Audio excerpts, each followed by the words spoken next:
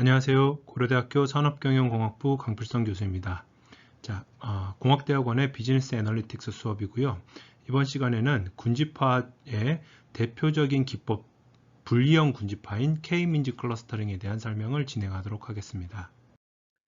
우선 대표적인 분리형 군집화 알고리즘인 K-민지 클러스터링에 대해서 설명을 하도록 하겠습니다.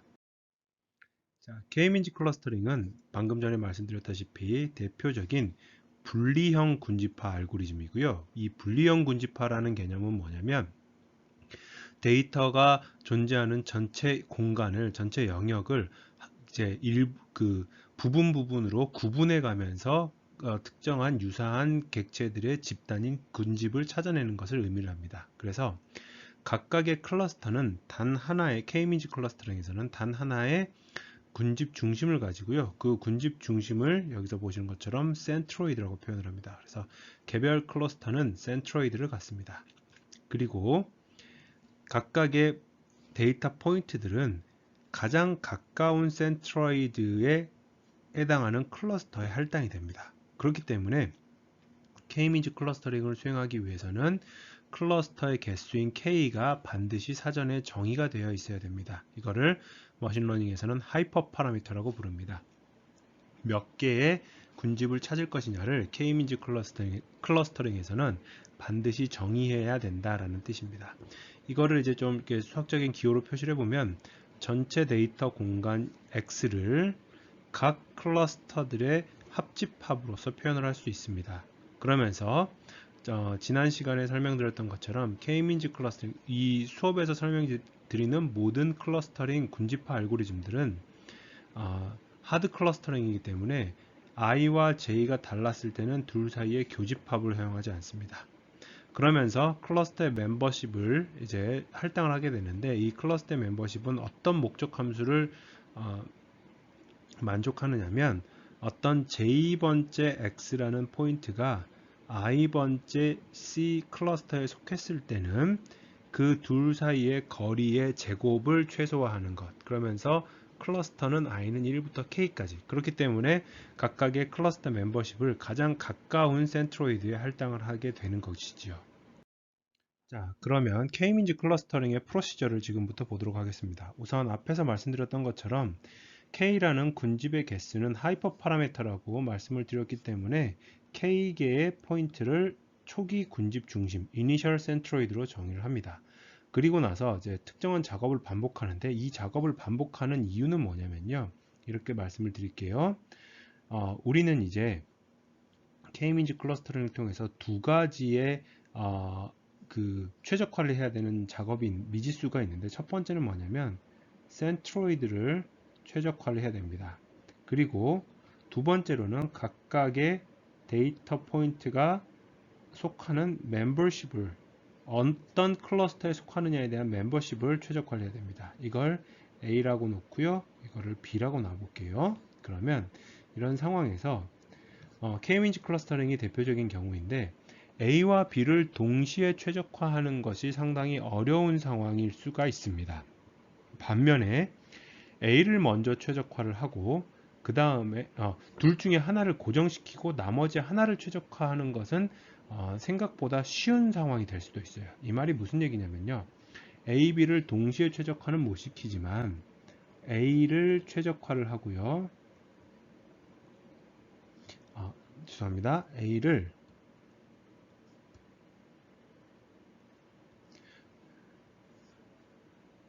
고정을 시키고요.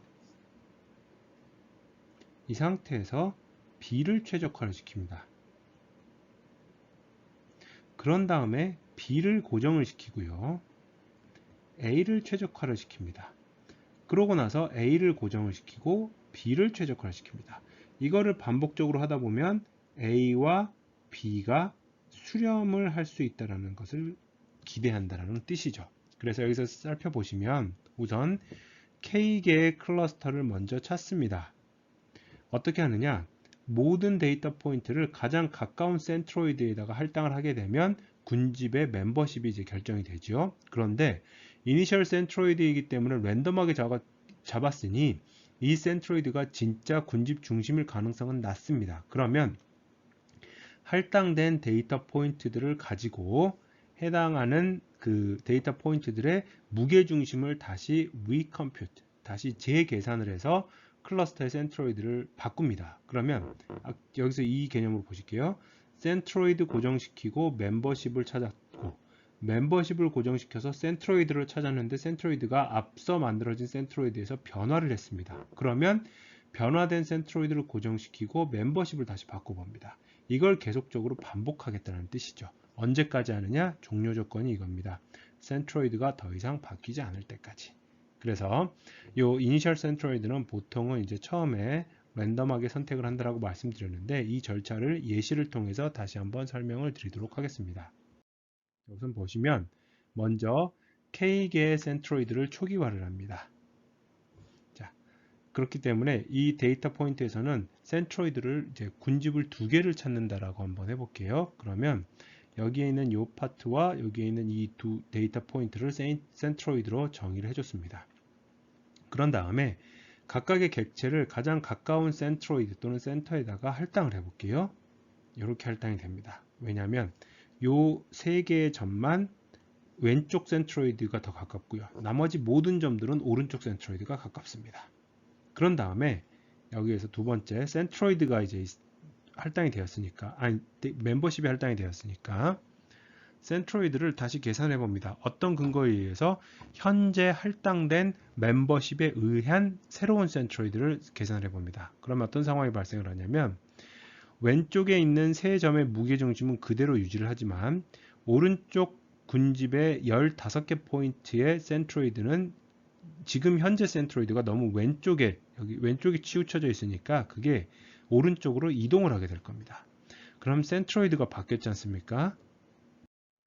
바뀐 센트로이드를 가지고 여기 보는 것처럼 다시 한번 각각의 객체들을 가까운 센트로이드에다가 할당을 합니다.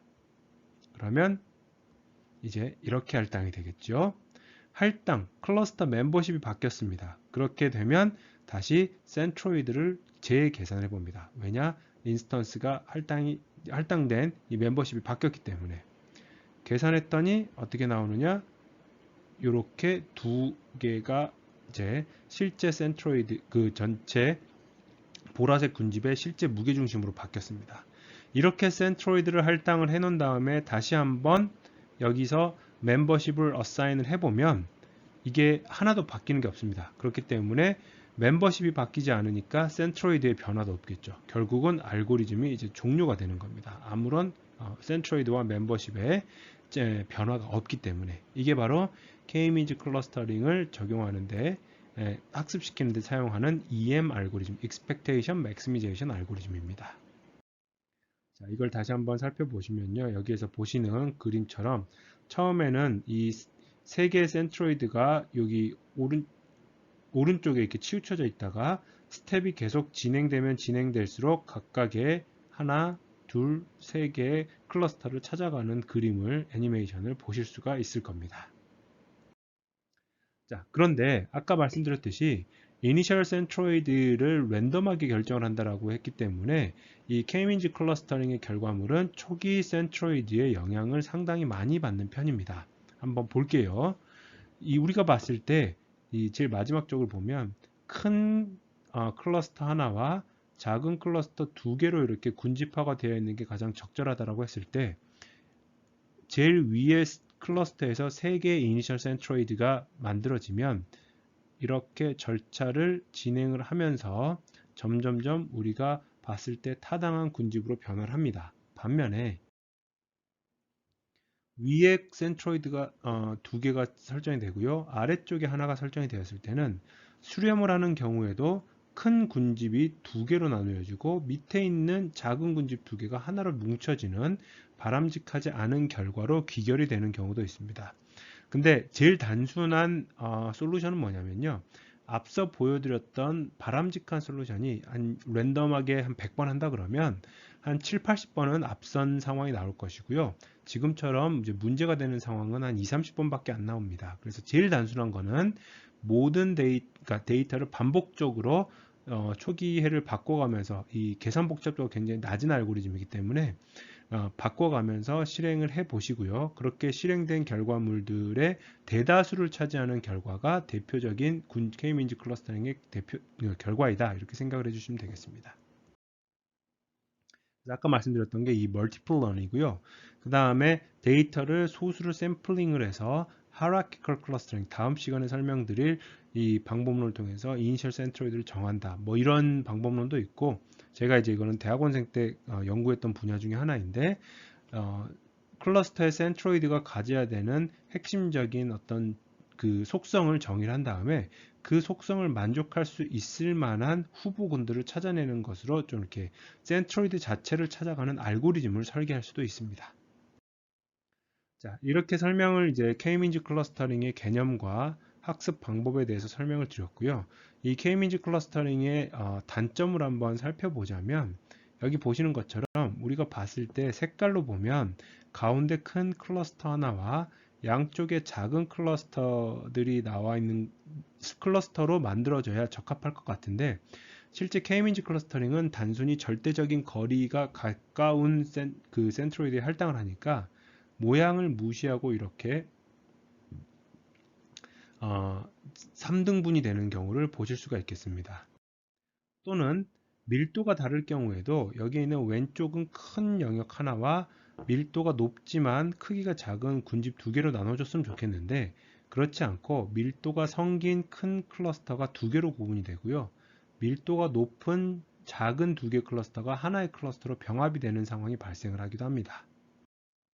마지막으로 이제 그 구형이 아닌 형태의 클러스터가 존재할 경우에 이를 파악하지 못하고 거의 이제 원에 가까운 군집만을 찾아내는 것이죠. 근데 이걸 보고서 여러분들께서 그래서 K-means 클러스터링은 별로 쓸모가 없는 방법론이다 라고 결론을 내리시면 안 되고요. 지금 보여드린 예시는 다소 극단적인 K-means 클러스터링이 작동하지 못하는 예시라고 생각을 하시고 여전히 많은 사람들에게 군집화라는 방법론을 얘기를 했을 때 떠올리는 알고리즘이 바로 K-means 클러스터링 알고리즘입니다. 자, 여기까지 해서 K-means 클러스터링의 설명을 마치도록 하겠습니다.